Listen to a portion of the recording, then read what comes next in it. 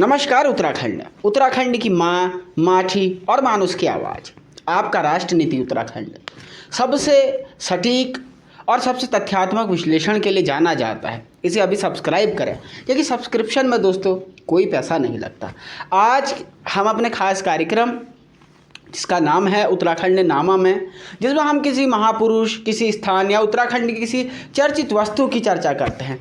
आज मैं रिसर्च करके आपके लिए लेके आया हूँ कुमाऊं की राजधानी अल्मोड़े के बारे में क्या क्या तथ्य हैं और कई ऐसी बातें भी जो आपको जानने के लिए और जानने के बाद काफ़ी आश्चर्यजनक आपको लगेगा इन बातों के बारे में जान के। तो आइए शुरुआत करते हैं।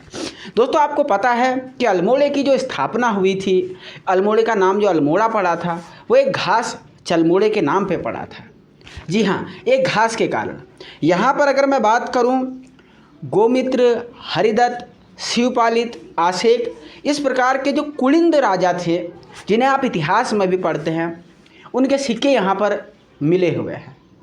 अगर मैं अल्मोड़ा के मंदिरों की बात करूं तो बहुत सारे मंदिर, नंदा देवी का मंदिर हो, कसार देवी का मंदिर हो, सोनी बिनसर हो, जागेश्वर हो, जिनकी महिमाएं अपार हैं और जो बहुत ऐतिहासिक और पौराणिक मंदिर है इस शहर में पाए जाते हैं। अगर नंदा देवी के मंदिर की बात करूं तो कहा जाता है कि बाज बहादुर चंद साहब ने 1671 ईस्वी में इस मंदिर की कहीं ना कहीं स्थापना की थी, जो अपने आप में एक विशेष है। इसके अलावा बिनसर महादेव मंदिर की बात करें तो कल्याण चंद साहब ने बिनसर महादेव मंदिर की बात की थी, जो कि अपने आप में एक बहुत महत्वपूर्ण बात है।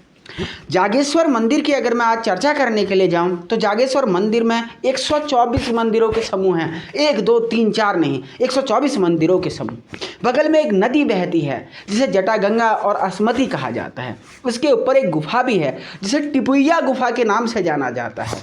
यहाँ पर कई सारे राजाओं की मूर्ति भी है जिन्हें दीपचंद और तिरमल्ल चंद कहा जाता है।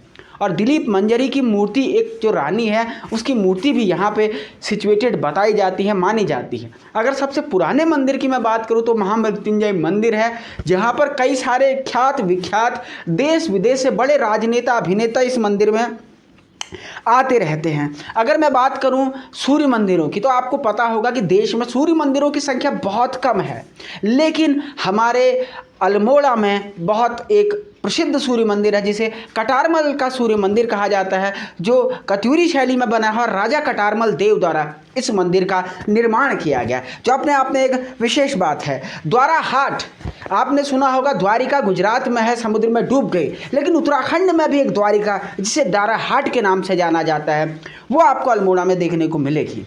आपको बता दें कि ब्राइट एंड कॉर्नर, जहाँ विंटर लाइन की घटना होती है जैसे मसूरी में होती है, उसी प्रकार के लिए बहुत एक फेमस टूरिस्ट यहाँ पर प्लेस माना जाता है। तथा अगर मैं आगे बात करूँ तो यहाँ पर रामकृष्ण कुटीर जो है आश्रम की स्थापना भी है। अल्मोड़ा वो धरती रही है जहाँ पर महात्मा गांधी जी आए, विवेकानंद साहब आए, पंडित नेहरू साहब आए, बद्रीदत्त पांडे साहब, और अल्मोड़े की जेल में नेहरू जी और बद्रीदत्त पांडे साहब बंद यहाँ पर रहे थे, जो कि 1815-16 के आसपास अभी जेल की स्थापना हुई थी। हालांकि जो वर्तमान स्थान में है करीबन 1820 या 22 के आसपास उसे करंटली जो है हीरा डूंगरी नामक स्थान पे शिफ्ट किया गया है। अगर यहाँ के क्रांति में योगदान की बात करूँ तो आज़ादी की लड़ाई में भी अल्मोड़ा के लोगों का योगदान कम नहीं था।